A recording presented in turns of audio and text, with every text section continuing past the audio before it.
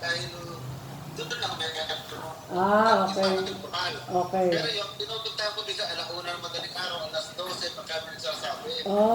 Talaga maingay. Ano? Bukod pa yung pasabi ko kila Michelle Rio dahil unang-una, hindi naman sa akin, hindi naman sa akin nagsabi ng mga pelmet yung mga yun eh. Wala nga eh. Wala nga. Opo. Ano kayo maganda, kapitan, pag-usapan natin.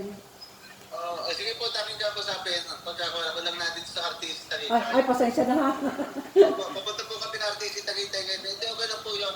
At least nasabi niyo po rin sa akin.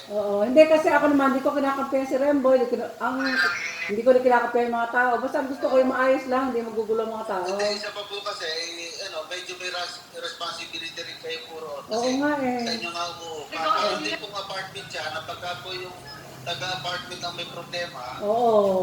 Yung owner. Opo. Sige, gawin natin ang... Akin po kakusapin din. Oo. Kasi ang dami nagsasabi sa akin eh, sabi, kami na may pahinga sabi namin, ayaw namang hinaan, gano'n pa rin daw, lakas pa rin daw. Opo. Kung hina lang daw.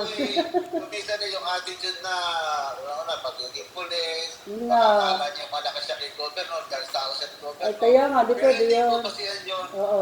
Pagka po sa barangay, dapat po siya sumunod sa... Saka sasabihan ko siya kay governor pag siya ganyan. Ay, opo. Sige ha. Ay, salamat.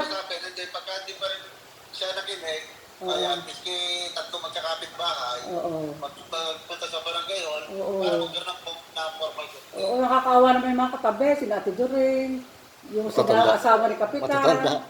Matatanda na, hindi makatulog daw sa gabi. Opo. Sige. Pasensya na ha, salamat. Opo. Okay, thank you. Thank you. Yan.